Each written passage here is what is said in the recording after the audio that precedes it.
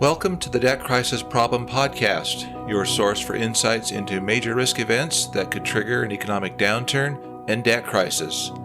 Today we're addressing another key risk, global supply chain. Our goal is to create risk awareness and spark a healthy debate for the average citizen. The world is too fragile to wait. We need fresh candor and common sense. A debt crisis looms due to unsustainable debt and deficit spending everywhere. It's time to wake up and speak up. Let's get started. First, I want to share with you a couple of articles that I found very valuable in understanding what this global supply risk is really all about. I want to start with an article from CNN in December of 2023 called Oil and Gas Price Surge as BP Stops Red Sea Shipments Following Houthi Attacks. You've probably heard about attacks in the Red Sea. It says, the world's biggest container shipping companies have paused transit through one of the world's trade arteries, which experts say could snarl supply chains and drive up freight costs. MSC, Merck's, CMA CGM, and Hapag-Lloyd all said in recent days that they would avoid the Suez Canal over safety concerns. The canal connects the Red Sea to the Mediterranean Sea, which both bound Israel. Evergreen's group container shipping arm joined that list on Monday, saying in a statement that it would suspend its Israel import and export service within immediate effect until further notice. In a further statement shared with CNN, the firm said its container ships would suspend all navigation through the Red Sea. On Friday, Houthi rebels claimed responsibility for attacks on two MSC vessels. The situation is further deteriorating and concern of safety is increasing, French group CMA CGM said, to pause their journeys until further notice. CMA CGM is taking all necessary steps to preserve its transportation services for its customers, the company added. But analysts have cautioned that the disruption to a key trade route between East and West could have knock-on effects on supply chains. Global freight can expect to see rate increases, rerouting, and longer transit times. Already some ships are being rerouted via the Cape of Good Hope in Africa, adding up to 3 weeks to journey times and increasing fuel costs. This means that 1 week of meaningful capacity rerouting could have ripple effects for several months ahead, after a lag of a few weeks, UBS analysts wrote in a note Sunday, noting that around 30% of global container trade passes through the Suez Canal. 30%. The analyst said that if the disruptions persisted, shippers might be able to lock in higher than expected rates as they renegotiate long-term contracts in the coming days and weeks. More than 80% of global goods trade is moved by sea, according to the United Nations Conference on Trade and Development. And seaborne traffic via the crucial Panama Canal is already restricted because of a severe drought. Let's go into another little article I found about the Suez Canal. And this is by Daniela Genoves, Fox Business in January 2024. It says, the problems impacting global trade, notably the Houthi attacks in the Red Sea and the drought in the Panama Canal, are far greater than what many people realize, according to logistic experts. The disruptions are poised to be far-reaching and could lead to even more product delays in the U.S. over the coming months as consumers look to spring and summer shopping and create even more issues involving shrinkflation as companies fight to offset losses.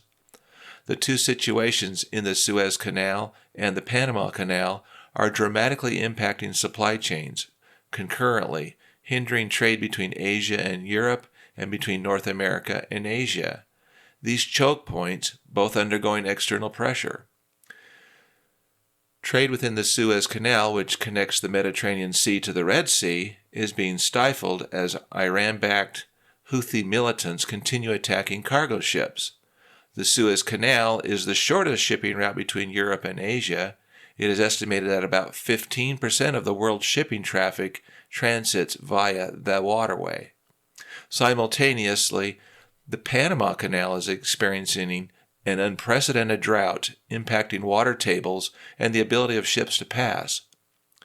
There were more than 14,000 vessels transiting the Panama Canal in 2023. The problem is that both situations require a solution that currently does not exist. The consequences of this double whammy are already rippling through the global trade networks, and the slower arrival of goods is already occurring. At the very least, this means there will be a scarcity of goods and higher costs for customers for everything from electronics to appliances to furniture to oil, expecting to see more shrinkflation, which is when companies reduce the unit size or weight of a product to turn more profits per package. In the coming months, U.S. consumers will have high expectations for in-store availability and delivery times. To keep up with the standards consumers have come to expect, retailers will likely have to address inventory availability issues by reducing packaging size but keeping prices the same to offset losses to their bottom lines. While people are starting to experience shipping delays for finished goods now, raw materials are also impacted. This could delay manufacturing of the finished goods that are expected to be in the store in a few months. The issues will last as long as the Red Sea continues to be attacked and as long as it takes for rain to fall in Panama. Okay, shipping delays. They result in higher inflation due to scarcity and more. Delays in shipments over a month would likely result in higher inflation due to supply chain disruptions, basically shortages of goods, from the increased shipping costs which will likely be passed on to you, the consumer. What sort of goods are we talking about? Everything, including things that we all depend on, like computer chips from Taiwan, oil from oil-producing countries, pharmaceutical drugs, food, automobiles, electronics, and construction materials, etc. These disruptions could escalate quickly as geopolitical tensions rise, and would certainly have severe implications on the U.S. economy. It would quickly cause increased inflation, lower industrial production due to the shortages, likely higher unemployment as production declines, and an increase in national security risks. Consumer spending, which drives the U.S. economy, could be upended too. Such disruptions could also last for years. All this would add billions or trillions of dollars ultimately to the federal deficit and national debt. Talk about fragility from the paralyzation of or risks in global supply chain shipping. Did any of this even cross your mind? So ask yourself, what could happen if transportation was paralyzed? Do we take everything for granted? Things like the beautiful fresh foods in all the grocery stores, the well-stocked shelves all over the place, gasoline available at every gas station, and the list goes on year after year. What could possibly go wrong, right? Depending on the events, how long would it take for shelves to go bare if transportation of these goods were somehow curtailed or even paralyzed? The world has already experienced global supply chain disruptions from the recent COVID-19 pandemic. Geopolitical events with the war in Ukraine, now in the Middle East, and China's aggressive posture with Taiwan. Supply chain bottlenecks will impact goods and services from being delivered on time.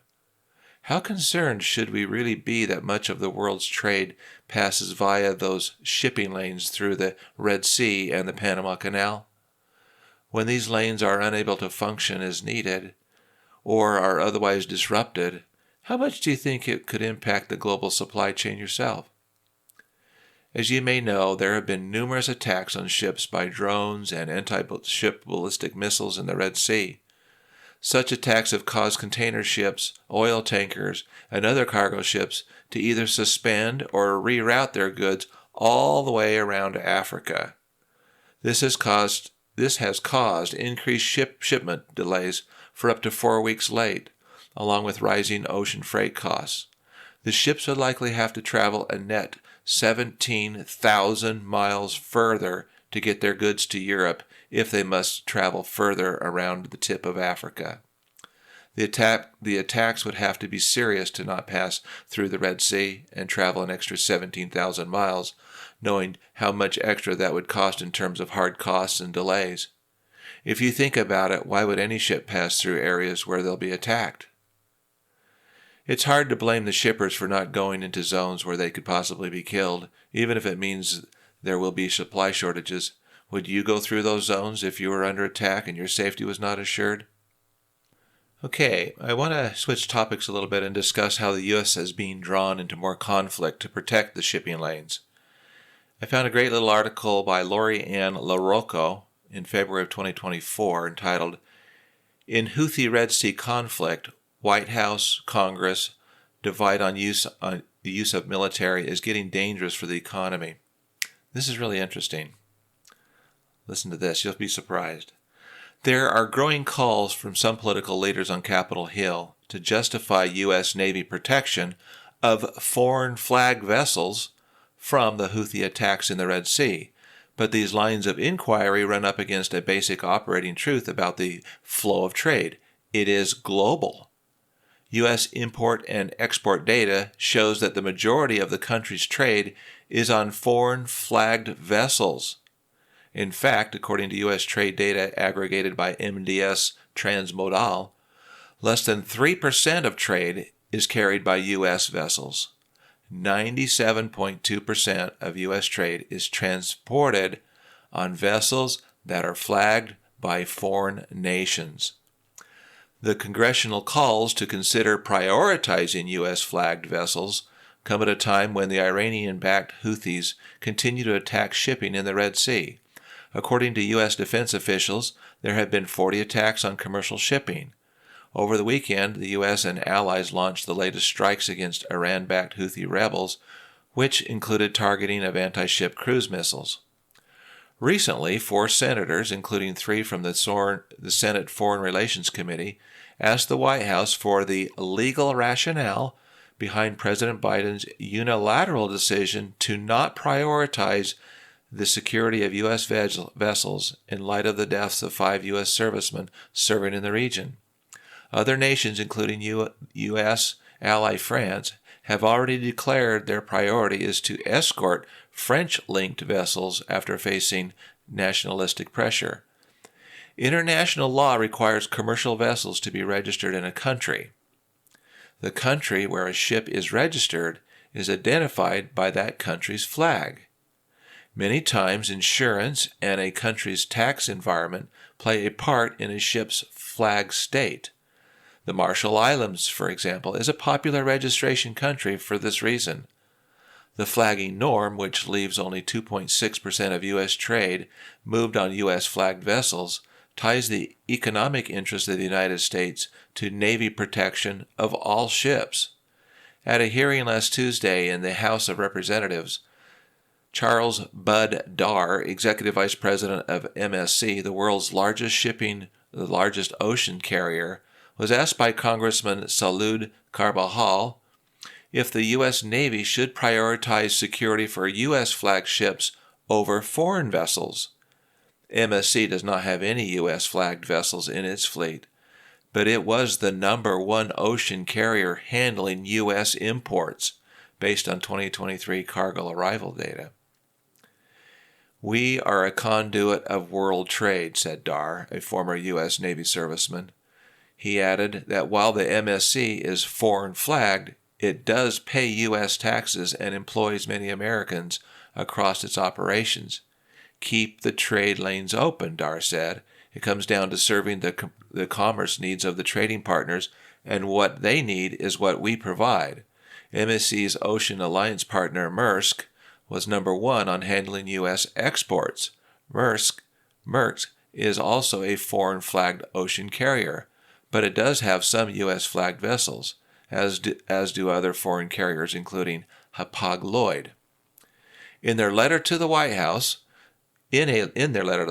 Senator Tim Kaine, a member of the Senate Armed Services and Foreign Relations Committees, Senator Todd Young, a member of the Senate Foreign Relations Committee, and Senator Chris Murphy, chair of the Senate Foreign Relations Committee, Subcommittee on Near East Southeast and Central Asian counterterrorism, questioned the executive branch authority given the foreign vessel issue. It could also be argued that directing military action to defend U.S. commercial shipping is within its power. However, they say, most vessels transiting through the Red Sea are not U.S. ships, which raises question about the extent to which these authorities can be exercised, they wrote.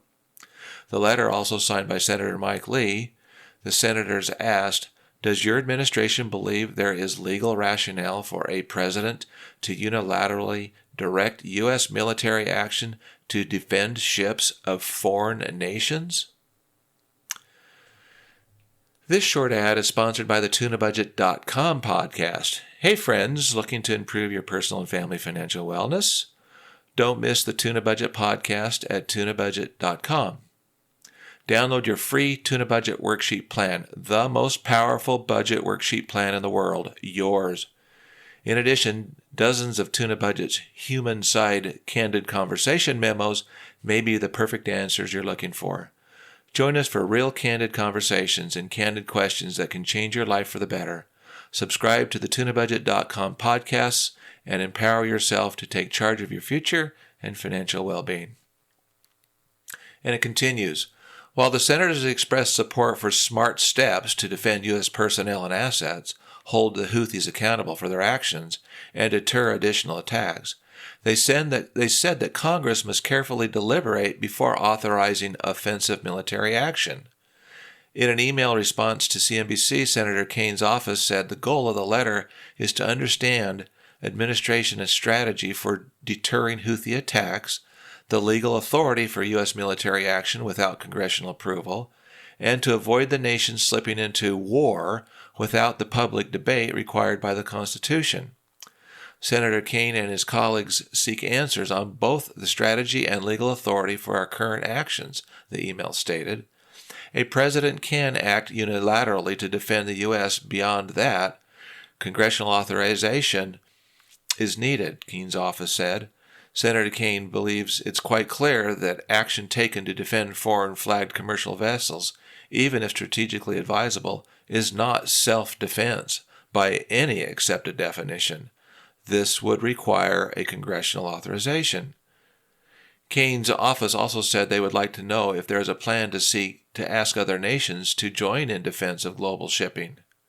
Military action is also only being carried out by the U.S. and UK, even though other nations' commerce is being directly affected as well, arguably more directly than the U.S. commerce, Kane's statement said.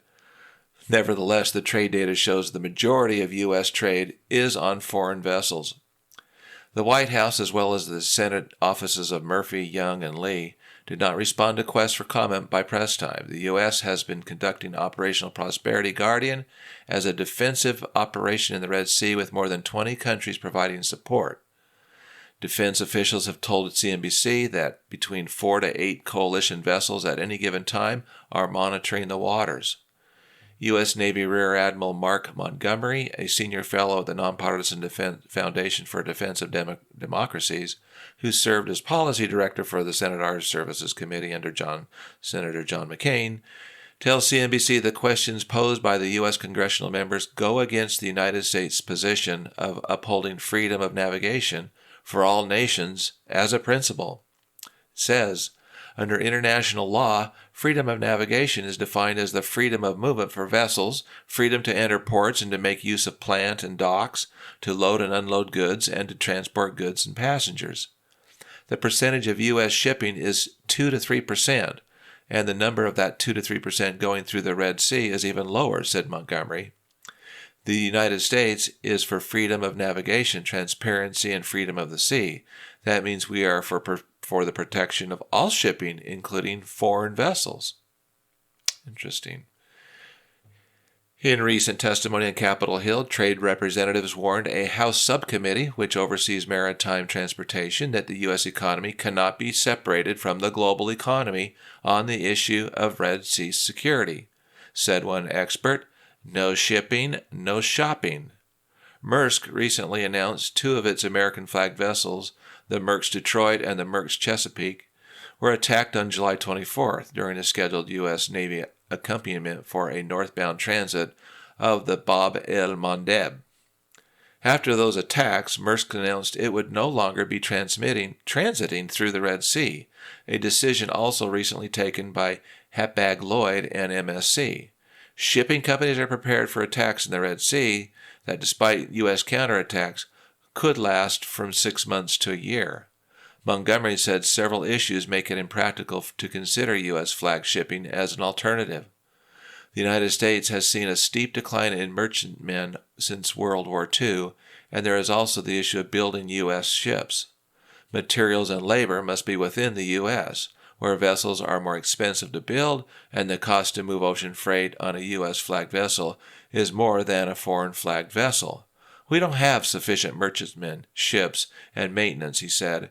It's not a new problem, he said, noting that a House Select Committee on China has been asking about this problem. Congress is well aware of this problem, Montgomery said. Interesting. Well, here comes billions more of deficit spending as this risk increases, right? The U.S. is responsible for U.S. shipping vessels, but some 97% of its imports and exports are shipped on foreign-owned vessels, not U.S. vessels. The U.S. military is now protecting the vessels owned by foreign countries because their ships are carrying nearly all of the U.S. imports and exports. The U.S. is apparently now stuck in having to protect the global shipping lanes. Let your mind go out there and imagine for yourself what that might mean. At the present, the U.S. military, along with others, are engaging in military action against such attacks. The U.S. Congress is questioning the U.S. executive branch on what legal authority basis it has for taking U.S. military action without congressional approval and to avoid the nation sliding into war without the public debate required by the Constitution. Talk about a fragile global supply chains mess we might be facing, right? How long and to what extent can the U.S. military install defense strategies, even with global coalitions, to protect global navigation routes? Who will end up fronting most of the bill? Obviously, such disruptions will be inflationary, be very costly, tie up U.S. military resources in different parts of the world, and cost billions of dollars more deficit spending. Go a step deeper. Rather than just damaged ships, what would happen if war breaks out and the tight passageways that global supplies pass through, if the ships were sunk in these narrow key places and ports, and ships can't even pass through? Take it even deeper. Suppose strategic shipping ports and corridors were destroyed. Think major war, missiles, etc. How long would products remain on the shelf if transportation routes were paralyzed for some time, here or there, and for whatever reasons? What if the shelves went noticeably bare? In conclusion, so what, when, how it affects you? Global supply chain risk is going to increase. We are just too used to there always being plenty of goods everywhere, always available and at reasonable prices. Much of the world's shipped goods will be challenged due to hostile actors in the Red Sea and also drought conditions in the Panama Canal. Sometimes when I go into stores and see the well-stocked inventory of every kind, I pause and feel thankful for these things. But I sometimes wonder how fragile things really are. Do you? Certainly, we will be found taking for granted the abundance of goods everywhere we look. And with all the geopolitical tensions out there these days, many will stare in mute disbelief at the bad actors who purposefully disrupt lawful shipping with violent attacks. While the global supply chain risk seems to be of some concern, like maybe a moderate risk at this point, the risk will, in all likelihood, escalate to high risk, and there be additional stresses added for the availability of goods. Increases in U.S. military action will stir the emotions in Congress in using war authorization powers, with the U.S. having to protect foreign shipping vessels at whatever cost it takes. All but about 3% of U.S. imports and exports are shipped on foreign vessels. This will not only cost the U.S. military budget to be overextended, it will contribute to higher inflation, especially when things or if things get out of hand with escalated geopolitical tensions. Interest rates will remain higher and for a longer period of time, and likely even increase. It just comes to show you how fragile the global supply chain really is, and that it will have an immediate impact on the global U.S. economy, your job, the interest rates you pay, etc. Any cost to protect the national security here in the U.S. will just end up on the national debt pile. Let's just hope that all that beautiful food and all those stock shelves actually stay stocked. Can you smell a debt crisis yet? Thank you for joining us. Today we discussed global supply chain, a major risk contributing to the looming debt crisis. We hope to highlight the urgent need for transparency around these risks. We want to hear from you. Submit your own debt crisis memo and share your thoughts at tunabudget.com. If you found today's episode valuable, please subscribe for future podcasts. Your support helps us grow this healthy debate. Until next time, take all necessary precautions. Your financial wellness matters. Thanks again.